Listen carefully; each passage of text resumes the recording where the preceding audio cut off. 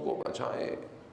دشمن کی پوری سازش ہے کہ آپ ایک گناہ کریں اور آپ کا ایک گناہ آپ کو فجر کی نماز میں نہ اٹھائے۔ وہ آپ کی ایک نماز قضا کروانا چاہتا ہے، وہ آپ کی ایک نگاہ کو حرام کی طرف متوجہ کرانا چاہتا ہے، ایک نگاہ۔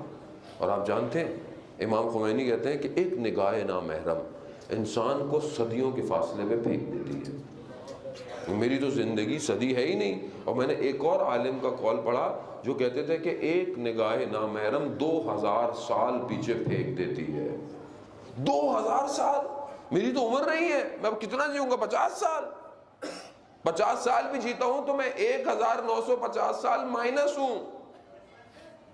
اسی لیے کہا ہے کہ شب قدر میں جاگو اور عبادت کرو، ایک رات 1000 مہینوں سے افضل ہے رات۔ یعنی ایک رات میں we can travel many years, ایک رات میں۔ سمجھیں، اپنے دلوں کو پاک کریں۔ میں بہرحال جوان بیٹھے واقعہ میں پہلے کئی دفعہ پڑھ چکا ہوں، بہرحال ان کے قلوب کے منور کے لیے کہ کتنا اہم ہے یہ جوان۔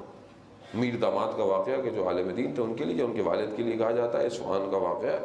اصفہان میں تھے، بادشاہ کے گھر جو بادشاہ تھا اس کے گھر میں جھگڑا ہو گیا۔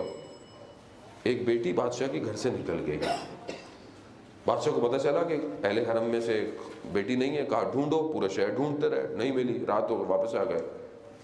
صبح جب ہوئی تو بیٹی واپس آ گئی۔ گھر والوں سے پوچھا بیٹی سالم ہے؟ کہاں بیٹی سالم ہے؟ کہا بیٹی کو بلاؤ۔ بڑے بولو کہاں گئی تھی؟ کہا میں ناراض ہوئی تو گھر سے نکل گئی، اور مجھے پتہ تو تھا نہیں، میں چلتے چلتے رات ہو گئی۔ بازار میں نے دیکھا کہ سب تو بند تھا، ایک دروازہ کھلا تھا، وہاں سے روشنی آ رہی تھی۔ میں اندر گئی تو دیکھا کوئی مدرسہ سا ہے، اس میں ایک حجرے میں شمع جل رہی ہے۔ میں اندر دیکھا تو ایک لڑکا بیٹھا ہوا کچھ لکھ رہا تھا۔ تو میں اندر آیا تو میں نے جب اسے کہا کہ، اور اس نے مجھے رات گزاری اور میں واپس آ گئی۔ اس نے کہا تم نے کھایا کیا؟ کہا اس کے پاس پیاز اور روٹی تھی، اس نے مجھے وہی دی۔ اس نے کہا اس نے کیا کھایا؟ کہا اس کے پاس تھا ہی ایک بندے کا کھانا۔ کہا اس لڑکے کو بلاؤ، اس طالب علم کو بلاؤ۔ جب اس طالب علم کو بلایا گیا، عزیزان محترم، تو اس سے پوچھا، صلوات بھیج دے محمد صلی اللہ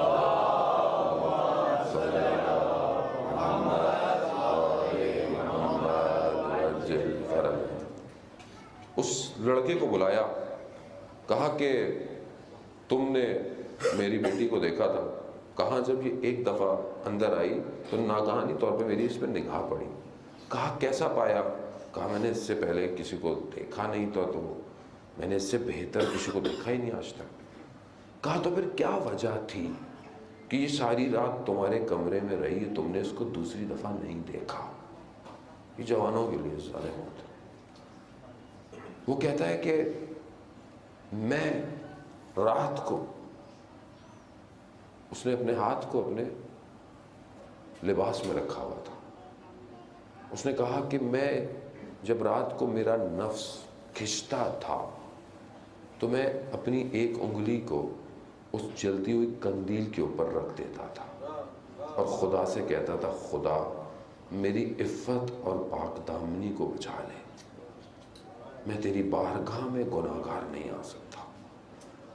کہتا ہے پھر رات گزرتی تھی تو پھر میں دوسری انگلی، کہتا ہے اس طرح میں نے اپنی، پھر اس نے اپنا ہاتھ نکالا، اس کا پورا ہاتھ جلا ہوا تھا۔